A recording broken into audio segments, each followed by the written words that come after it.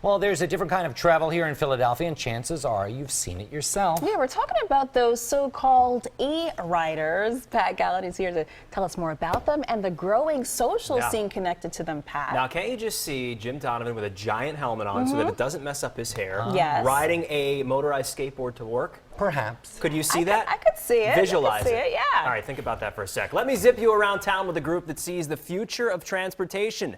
They use electric skateboards and scooters, and they are prominent here in Philadelphia. According to a recent study, there were over 38 million e-scooter rides in the U.S. in 2018. Even more if you count motorized skateboards.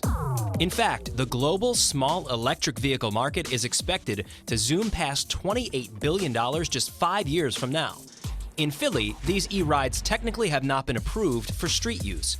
However, there's a group looking to expand the local culture of e-ridership. Basically, as a group, we create group rides. We basically sense of community. We use it as a platform to build relationships, kind of like almost like a bike group. Matthew Nickel runs Philly E-Riders, and that group is here to educate and have fun.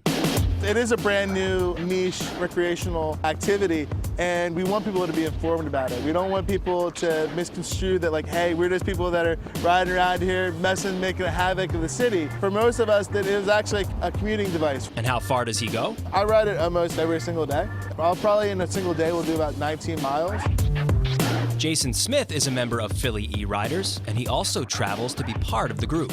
I ride probably 2-3 times a week. I come down here from Westchester and meet up with the fellas, and we go out on community cruises. The E-Riders also want to make sure that you're paying attention to a growing segment of commuters. We are just kind of like the bikes that are on the street already. For us, the biggest thing is we want to be treated as the same. And despite moving up to 20 miles per hour and being inches off the ground, Jason says his board actually gives him peace of mind for one reason. Traffic. One of my main things is I hate traffic. We can get to our destination a lot quicker. Like I said, you can go from the Schuylkill River over to Delaware in about 8 minutes. If you can do that in a car, I like to see that.